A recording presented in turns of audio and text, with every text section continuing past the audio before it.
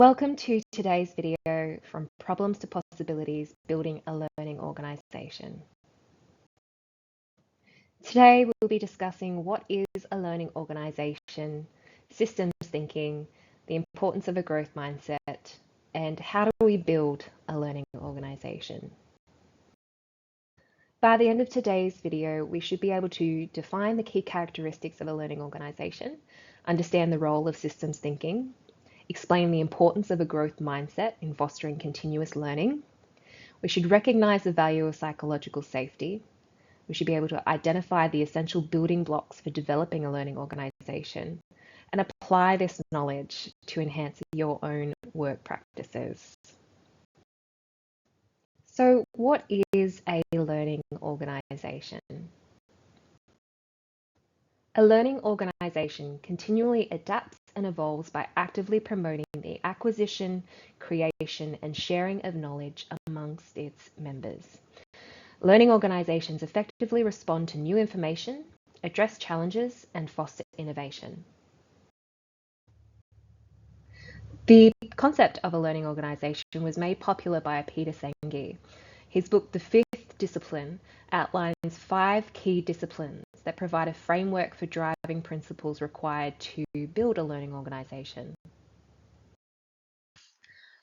And here we have the 5 disciplines. So these are the principles that guide a learning organisation. The first we have is personal mastery. So this is on the individual level. This is the idea that individuals will work continually towards their goals and they will foster their own sense of self-improvement and learning. The second is mental model. So this is the idea that we are open to new ideas and we are encouraged to test our assumptions and perspectives. This is about not getting stuck in ways of thinking. The third is shared vision. So this is where the organisation must foster a common sense of purpose. So everybody has something that they can work towards and share that vision. 4, team learning. So this is where we need to make sure that the team can work together, that we can leverage collective intelligence, and make sure that learning is made a priority within the organisation. And finally, systems thinking. So systems thinking recognizes that the organisation is a complex system that is made up of individual parts that interrelate, and the functioning of one impacts the functioning of another. So let's go a little bit further into systems thinking. As you probably have noticed by now, systems thinking comes up again and again, particularly when we're talking about design thinking. So it will be an important theory to comprehend when you become a design thinking agent in your workplace. So systems thinking, it views the organisation as a complex system of interrelated parts. So they may be smaller teams that are part of larger facilities or groups, however the hierarchy of the organisation is structured, but all parts are interrelated.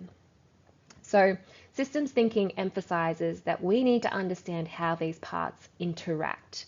We need to know how they function, how they communicate, what roles do they play. It also recognises that changes in one area can affect the entire system.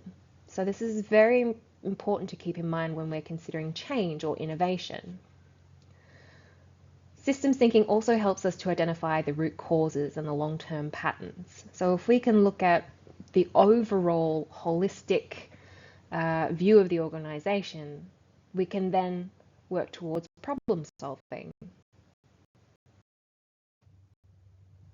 So something that we need to keep in mind when talking about systems thinking and building a learning organisation is a growth mindset. A growth mindset is the belief that abilities and intellect can be developed through effort, learning, and persistence over time.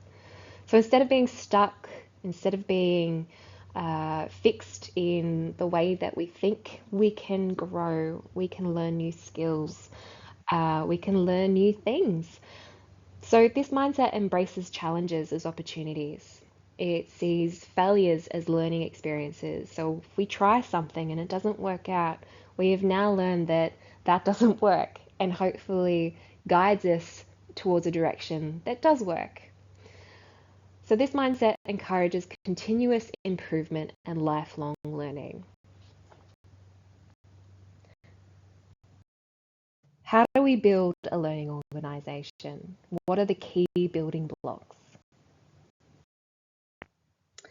Here we have the three main building blocks of a learning organization. The first is a supportive learning environment. The second is concrete learning processes and practices. And the third is leadership reinforced learning. Block 1, a supportive learning environment.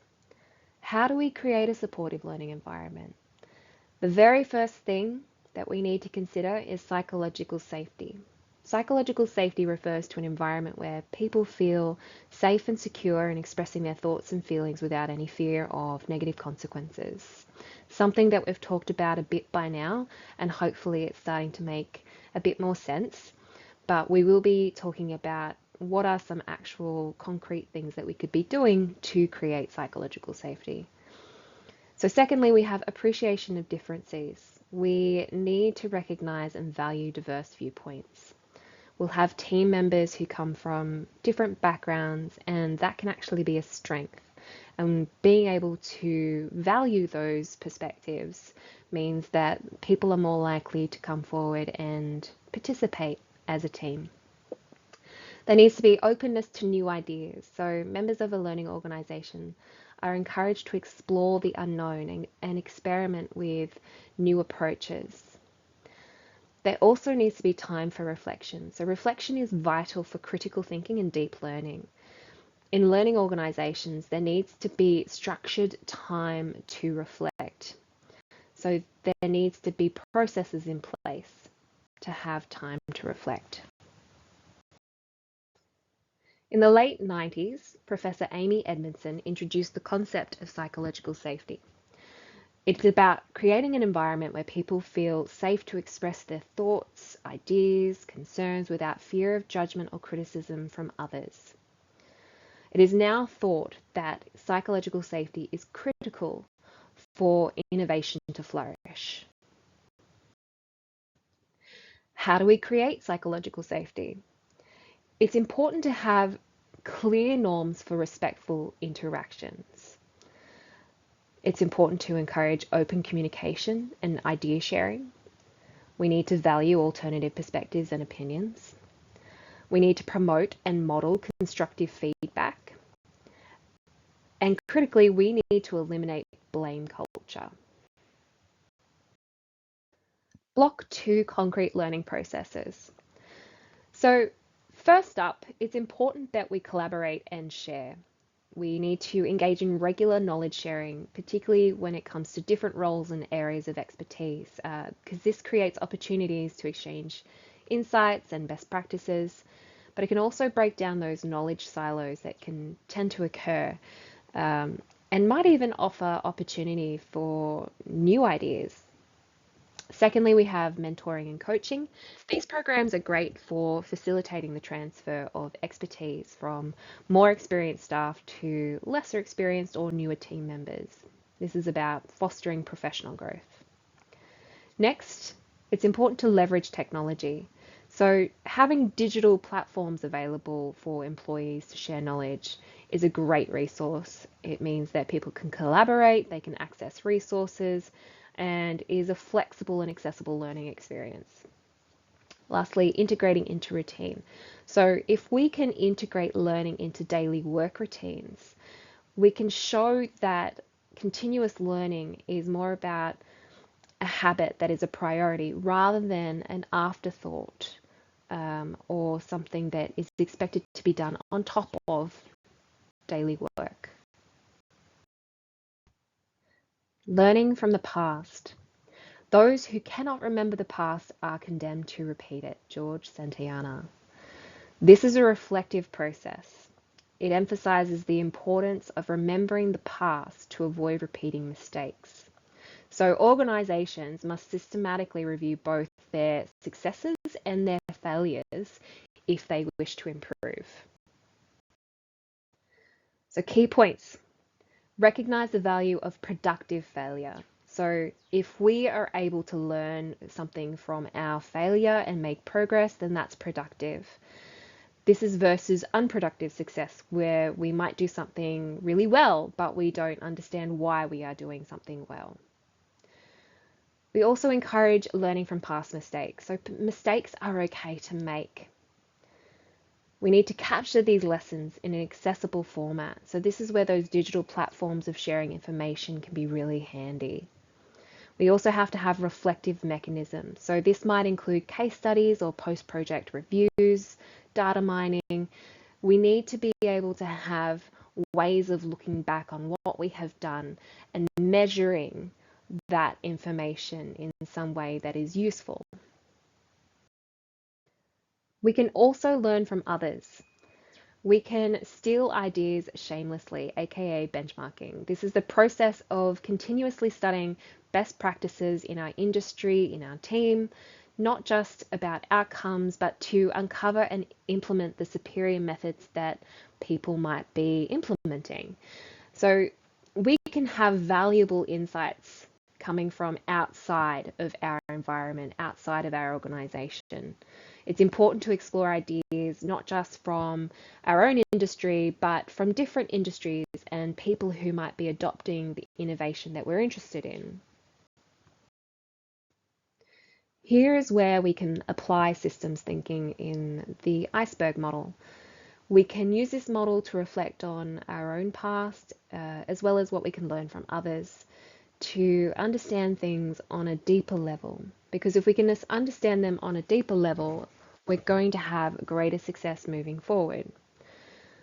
First up, we have the event level. So this is the visible outcome, what just happened. The pattern level, this is just below the surface. These are the recurring issues, what seems to be the context that surrounds what just happened. The structure level, we're going a little deeper. These are the deeper systems that might be causing the patterns. Then finally, at the very bottom, we have the mental model level. So these are the beliefs, the values, or the mindsets that might be shaping how these systems have been put in place, how they may be functioning, how they may be maintained. And it helps us gain a very holistic and deeper understanding of what was going on. Knowledge transfer is key to learning, and effective knowledge transfer is essential for building a culture of continuous learning and improvement. We need to ensure that knowledge is disseminated widely and efficiently while fostering collaboration and enabling innovation. We need to use diverse transfer methods, and we need to use multiple transfer methods. Some include written, oral, visual reports. It might be site visits and observation, might be meetings, might be personnel rotation and cross-collaboration between teams, might be education programs, mentoring programs. A key thing that we want to emphasize here is active experience is going to be more valuable than passive description. So the more that you can get people doing things, the more likely they will be learning.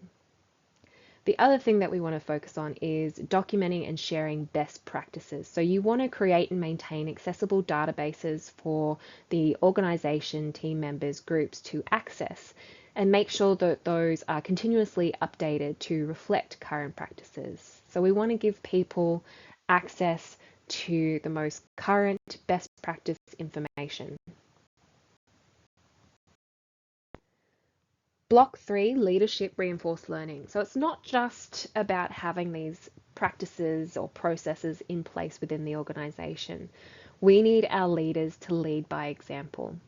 So leaders who demonstrate a growth mindset and participate in learning actively model the importance of these practices for the entire organization. We also need to back it up with our allocation of resources. So when we put money and resources into learning and development, it's a pretty strong signal to say that these things are important and valued. finally, we need to recognize and reward. We need to reinforce that these behaviors, these practices are important, and people being recognized and rewarded helps to continue these desired behaviors. The 5 disciplines and the 3 building blocks that we've just walked through, all of these ideas and principles can be implemented at multiple levels of the organization. So we want to institute it at the individual, the team, and the organizational levels. It's also important to align your learning strategies across all levels for cohesive growth. So we want to make sure that everybody's on the same team. Some key considerations for when you are building a learning organization. Firstly, balance short-term productivity with long-term learning goals. Learning takes a little bit of time and room to grow, which can have an impact on productivity. So having a plan in place and being able to balance this is important. Secondly, avoid a one-size-fits-all approach to building a learning organization. It's important to consider the specific context of your organization when applying the principles. Cultural change is a long-term process, so give yourself a bit of time. Develop appropriate metrics to track your progress. So we know that when we can see something is changing for the better, the more likely we are to maintain those practices and continue the motivation forward. And finally, anticipate and plan for potential resistance to change. We know that it's usually a bit tricky. So when you're putting some new things into place when it comes to learning, be prepared to respond to that resistance in different ways. Hear out how people might be feeling. Here we have some additional resources for your learning if you are interested. We have included some of these articles in your resources. I also recommend the TED Talk, The Power of Believing in What You Can Improve by Carol Dweck. It's great when it comes to a growth mindset point of view. Let's review the learning outcomes. So hopefully by now you should be able to define the key characteristics of a learning organization. You should be able to understand the role of systems thinking, explain the importance of a growth mindset and psychological safety, identify the essential building blocks for developing a learning organization, and apply this knowledge to enhance your own work practices. Time to reflect. So we know that reflecting on learning is essential for internalizing new concepts and identifying areas of improvement. We have included a reflection activity along with a summary of all the things that we've discussed today in the video. The reflection activity will ask you about your understanding of a learning organization and encourage you to think about how you can contribute to building a learning organization within your own work. We've come to the end of the video. Thank you very much for joining us today for From Problems to Possibilities, Building a Learning Organization. We hope that you have found it helpful.